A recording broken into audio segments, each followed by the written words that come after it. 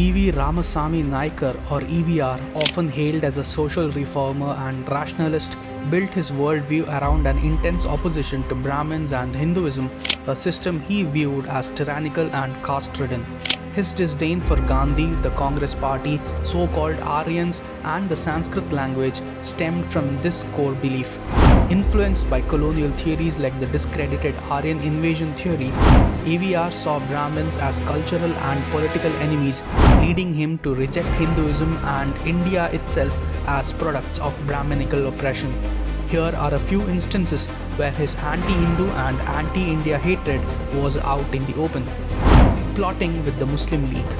After India's independence in 1947, EVR saw it not as liberation but as a shift of power to people whom he called Aryans, upper caste North Indians. He sought an alliance with the Muslim League, advocating for the division of India to create Dravidistan in the south, driven by hatred and racial division. The call for bloodshed. In 1957, EVR praised Jinnah for creating Pakistan through violence and urged his followers to do the same. For him, bloodshed was a legitimate path to achieve Dravidistan, calling for violence if peaceful protests failed. Targeted attacks on Brahmins. The road to Dravidistan, according to EVR, was paved with blood, specifically Brahman blood. In Sami Chidambaranar's book on EVR, titled Tamilar Talaivar, a shocking revelation is made. If burning the pictures of Gandhi and Nehru doesn't destroy caste discrimination, then Brahmin homes must be burned and their people must be killed. EVR's blueprint for targeted attacks on Brahmins revealed his deep-seated hatred. Praise for the Austrian Painter. EVR did not stop with inciting violence against Brahmins. In his magazine, he openly praised the Austrian Painter. Yes, that guy. He warned the Brahmins to learn from the fate of Jews in Nazi Germany, implying that a similar fate awaited them in Tamil Nadu if they did not correct themselves.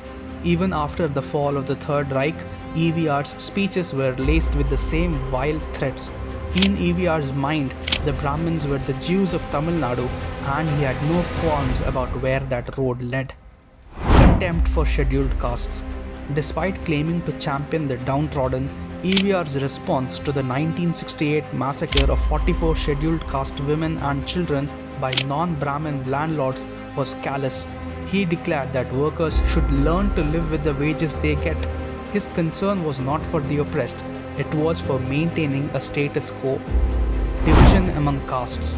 EVR's real focus was always on the non-Brahmin, non-scheduled caste groups, whom he saw as the true victims caught between Brahmins and scheduled castes. In his 1950 speech, he painted a divisive picture. Brahmins enjoy privileges, the scheduled castes get government concessions, but the others, according to him, were left with nothing.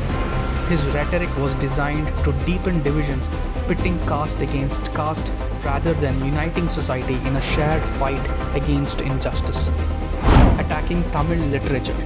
EVR's hatred wasn't limited to Brahmins or the Indian state. He also turned his venom towards Tamil culture itself. On March 30, 1951, he condemned Silapattikaram, the great Tamil Sangam epic, as nothing but Aryan propaganda. He lashed out at Tamil scholars who dared to honor the text, calling them puppets of Brahminical influence. His attack wasn't just on a story or book, it was an attack on the cultural soul of Tamil Nadu, an effort to sever the Tamil people from their rich millennia-old heritage. Kamaraj's defiance.